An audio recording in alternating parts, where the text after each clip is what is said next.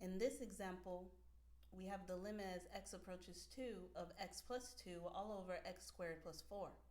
In our previous example, we show graphically and using the table method how we can evaluate the limit. In this example, we're going to consider direct substitution. Direct substitution really means the value that you have for x, so x approaches 2, you can plug it in everywhere you see an x, and hopefully we can actually evaluate it. So that'll be 2 plus 2, which is 4, in our numerator. And then we'll have 2 squared plus 4 in our denominator, so 2 squared is 4, 4 plus 4 is 8. So this comes out to be a half. If we were to graph this function, x plus 2 all over x squared plus 4, what we would see is as the x values are approaching 2, the function value would be approaching 1/2. Now, what do I mean by the algebra method? In order to show that, let's change our limit problem a little bit. X will still be approaching 2, but this time we'll make it x minus 2 and x squared minus 4. Now, before you say, well, we can just do direct substitution again, notice that this time, if I plug 2 in for x and x, I'll end up with 2 minus 2, which is 0, all over 2 squared minus 4, which is still 0. This is not 1. It's not the same as saying 2 over 2 is 1. 0 over 0 is not 1, nor is it 0. It's actually indeterminate. And the method we use for this is L'Hopital's rule, which involves limits and derivatives. But instead, we're just going to focus on algebra. So let me rewrite it.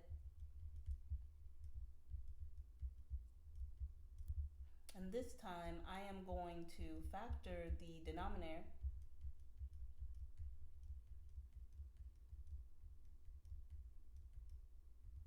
And then I'm going to simplify.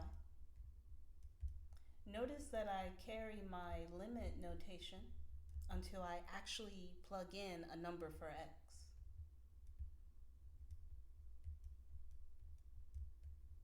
So now I can do direct substitution, and I'll go ahead and evaluate when x is 2, and I end up with 1 over 4.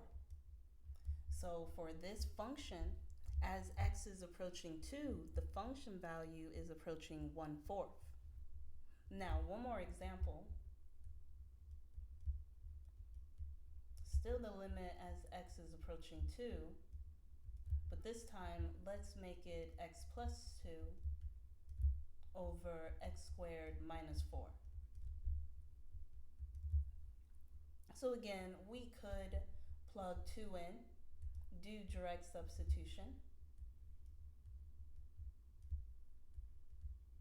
and I would end up with 4 over 0.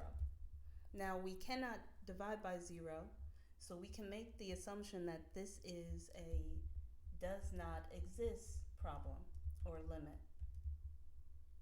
But if you want to be certain, you can go back and graph it, just like we did in the previous example. We did it graphically. Or we can make a table to show that as we are approaching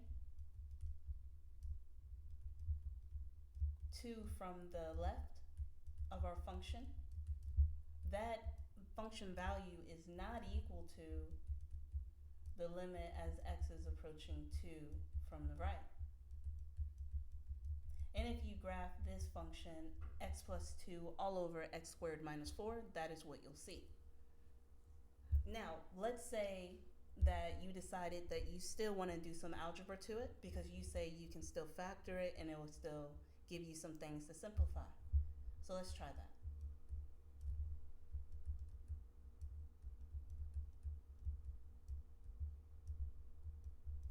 So again, numerator is good to go. Let's factor the denominator.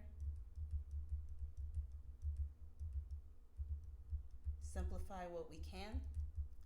Notice that we are carrying the notation limit as x approaches 2. this point, when we can actually plug 2 in for x, we'll drop the notation because we're evaluating the limit, and we end up with 1 divided by 0. And again, you still cannot divide by 0, so this is a do not exist. The limit does not exist. All right, so a recap or a summary. There are technically, in my opinion, 3 methods for evaluating the limit. You can do it graphically. That's a visual thing. You can use a table. That's analytically, but it's still visual. And then the last one is you can do algebra or direct substitution. And really, direct substitution comes first, because you should always try to just plug in the value for x. And if you end up with an actual answer, then you're good to go. If you end up with something that is indeterminate, then you may want to consider algebra or another technique depending on where you're at in the course. If you've already covered derivatives, then you want to consider L'Hopital's rule. If you don't know what I'm talking about when I say derivatives, you want to consider algebra. And then, of course, if you end up with something where you're dividing by 0, you can make the assumption it is a DNE, does not exist, or just to be safe, you can always graph it or make a table.